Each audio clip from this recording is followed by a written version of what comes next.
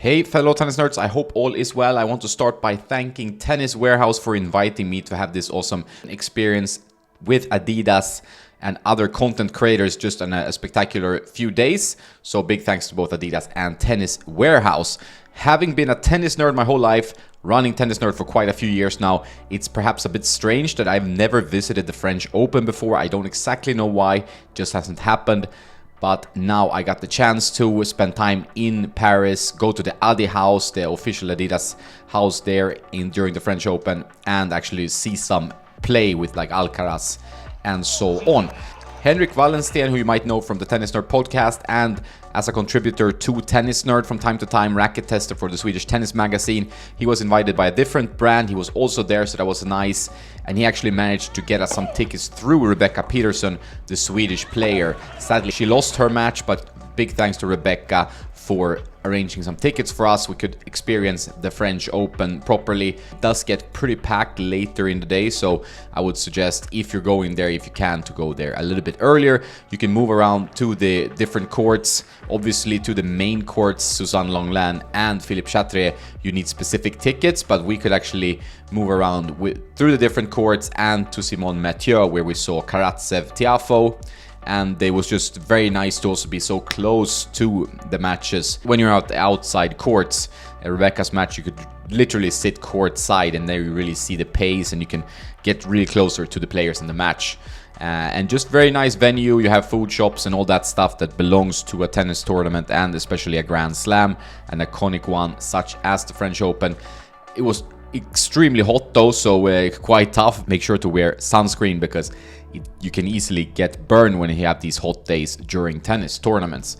That evening we had a nice dinner together with Team Adidas and some other content creators like Ashley from the Tennis Mentor. Ashley, super nice guy. Make sure to follow his channel, really like him a lot. He was there with Pro Direct.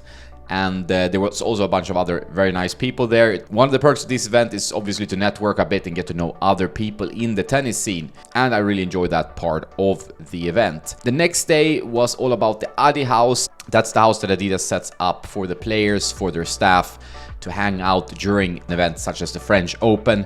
And it was a spectacular house, really nicely set up. You had kind of the Adidas heritage items like the shoes from the museum. They had the different balls signed by the players, and it's just a really terrific venue. We got to check out the collection, talk to the product managers about the collection and the shoes.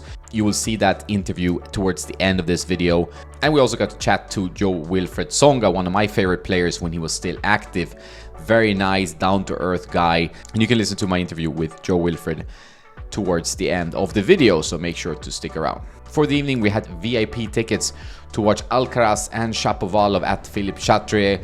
We also had some free champagne and stuff. That was really cool. And you get to watch a match really up close in this huge stadium, which was a lot of fun and very exciting. It was my first time watching Alcaraz play live, so for me that was a treat. I've watched all the other greats, Djokovic, Federer, Rafa, up close, but not Alcaraz, and he is pretty spectacular. He won this match easily. Chapovalov looked like he was struggling with an injury, maybe forearm, maybe elbow. So he was shaking his arm a bit, got some medical attention in between games, but not sure it would have been a close match anyway with kind of form and the kind of player Alcaraz is. Just amazing power. He just does everything so well, and he won in 3 pretty straightforward sets. So that match concluded my 2 fantastic days in Paris. Can only recommend you to go to this beautiful city and the tournament when that is, if you haven't already. It's exactly what I hoped it would be. Now we're gonna go to the interview with Tsonga and then the interview with the product managers, so I hope you stick around and enjoy that. Have a nice day now, and don't forget to play some tennis. Hello tennis nerds, I'm here with one of my favorite players, Jo. He's an amazing player to watch. He had such an explosive game. And I want to start by asking you a little bit about your collaboration with Adidas. Like, when did you join Adidas, and how important is gear for your career and your game? For me, it's been a really important collaboration. I started my collaboration with Adidas when I was 13. Yeah, so early. It's now a long time ago. Yeah. It was at the start, of course, a big help for all the materials. And then it's been a big support, in my career, to be able to to pay a coach, to pay the travels, to do things like this. Yeah. And they help me a lot. They give me advice. They make me meet some good people, you know, in sports. And for me, it's been a really big support. Necessary, yeah. Yes. Which shoes? How have you changed shoes over your career, or you like kind of stuck with a model that you found you liked? You know, and tweaked it to We had a special story because I started with barricades. Yeah. And then I was young, coming on the tour, and they wanted me to wear the IB0. Yeah. But I went to them and I said, okay, I'm pretty heavy. I need the shoes like really strong. For me, the barricade is the best. And the barricade disappeared for several years. And then they came back, and when they came back, I was like so happy, and I said, yeah, this is the shoes I wore. Yeah. And I think for me it's one of the best shoes, you know, for my format, I would say. Yeah. When it comes to rackets, you had like a relationship with Wilson, and then you moved to Babala. How important has rackets been, and how you've been like tweaking them, and how much do you know about rackets? The racket is really important because it's the tool, the thing in between your hands and the ball, and it's really important for us. And first I started to play with Wilson, but I didn't find solution to play well on clay with my With enough spin, or It was not about the spin, it was more about the pure power. And with Babolat, I was like more deep in the court, and for me it was good because in defense I was able to defend. Yeah. A big difference for me. what's the story with your sometimes one-handed backhand, and generally you played like two hands, but then sometimes you went to one hand, and you hit some really amazing winners with the one hand. Yeah, Like, of course. And to be honest, I played one-handed backhand because I was not able to turn with my back. So when the ball were too far, for me it was difficult to turn on body because I had like hernia when I was young. okay. So my back it was completely stiff. So and it was more and more, you know, in my career. So at the end it was Easier than almost that. only the one Yeah. backhand because I was not able to turn Yeah. the shoulders. It looked natural though. You looked like you had a natural one. Did you ever think of switching to a one? Yeah, when I was kid, I tried when I was 14, and the coach said you don't have enough power. It's tough when you're young as well. It's extra tough. Yeah. How much do you play tennis these days? Do you play a lot still, or you? I still stop play. more? I still play maybe 2 times a week. I like to play with friends, with kids sometimes. You know, yeah, I like to play. I'm passionate. You know, I like it for me. Yeah. And your kids, will they be tennis players or something? Like that? I don't know. Maybe it's a question I have to ask them. Yeah. And it's up to them. Thanks a lot, Jo. Huh? Thank you very much. Merci beaucoup. Fellow tennis nerds, I'm here with Team Adidas, the product managers that designed this really nice collection for French Open 2023. And you had a really interesting story, but first, tell me about who you are and what you do at Adidas. Yeah, sure. Yeah, my name is Oisin. I look after the women's side of the tennis apparel business. I am here on behalf of both the men's and women's side of the apparel business. Very cool. Hi everyone, my name is Wan Hali and I'm the product manager for the footwear side. Cool. So the thing I really got into is this pattern, because you think it looks like complete coincidence that you were just splashing blah blah blah blah blah, which is a little bit what you did, but there's a whole story behind it. So tell me a bit about the story. Yeah, absolutely. What we do is I'll be taking you back to the 2021 final between Steph and Novak, a very notorious game for many reasons. But there's particular moments within that final that we really felt resonated from a story perspective, and one of them was when Steph was two sets to love up.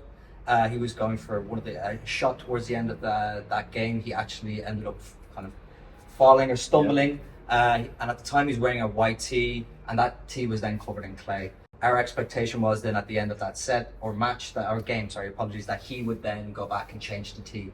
So he walks back over, he sits down, he kind of resets, and we're all expecting him to change into a nice, fresh, clean tee. He didn't. He continued to play with that tee until the end of the match. On the other side of the court, you had Novak. Novak, for the first 2 sets, is wearing a white polo. During the the interchange, he changed from that white tee into this bright red, like solar orange almost color polo, which kind of blended into the court. So from a visual perspective and a color insight, that was really the two elements that kind of drove this camouflage story. And obviously we all know that Novak then went on to win 3-2 in, again, what's been quite a notorious match. We gathered insights, really valuable studies on color, and how visually this can create some kind of distortion and shaping when players are on court. We even took some of the clay from Roland Garros back to Herzog, and had the design team and graphics all kind of work together on a kind of a camouflage, if you will. So a mixture of clay and camouflage. This is kind of the concept that we were coming up with. So you'll see on some of the products. So the shorts is a great example of that, or the match skirt. So again, this was created so that, for instance, the stroke preparation that you're seeing on, for instance, Steph's tee, this is all placed purposely so that for his stroke preparation before he serves, visually as you look at him, you're seeing the clay camouflage. Again, it's just these small little things that we feel can help our players perform their best, and hopefully this year we'll see Steph win the whole thing. Let's see. It's possible. No, and I also think it's important that there's so much work that goes into this, and sometimes the consumer doesn't know, or I don't know, and it's so nice to hear the story that you worked on this for a long time and you actually put so much effort, and it came out really nice. But you can visually say, oh, this looks great, but you don't know why it looks great, or why, what's the extra Easter egg, the story behind it. And then we have the shoes, which is your department. And before, when we talked, you had some very interesting insights about the sole of the shoe. Maybe you can talk about that. Yeah, so we would like to also give you some background knowledge that our thoughts we have when we design different surfaces in terms of the bottom of the footwear. So we have, for example, on the racket, we have 2 different offers. One is the hard court bottom, one is the clay court bottom. So what exactly is the difference and the thought behind we put in terms of the design? So when we start with the hard court bottom, that you will see it is designed by a classic horizontal structure or pattern. But if you zoom into the details, you will see it's slightly different transition between the different sides of the bottom. Why? If you look at the ball area, that where your foot, the ball of your foot sits the most of the time, that it has a bit wider and thicker profile, which gives a lot of traction and durability that you would need, especially when you play on the hard court. And then, as we all know, that a lot of players start to slide a lot, also on the hard court. Therefore, how can we help them to the sliding becomes more smoother and easier? Therefore, there is a transition in terms of the pattern from the thicker and wider profile to a little bit thinner profile, that you can imagine that there's a good balance of the traction, that when you start to slide, it gives you enough secure, and then when you move the whole slides, that it makes it easier in terms of the transition.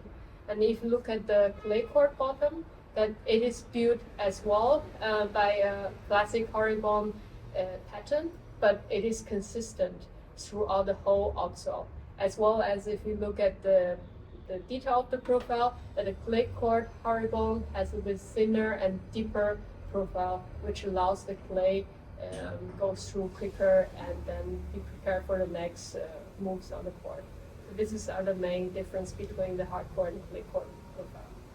Very cool. Thanks a lot. Yeah, it's good to know that, because when you're shopping for shoes, it's important to have the right shoe for the right surface. And people don't sometimes understand, like, I use all court on clay, but there's a difference, right? There's a difference how the clay moves, how you get stuck, and how you would be able to slide also. So, very good. Great collection. I really like it. And thank you very much for your time.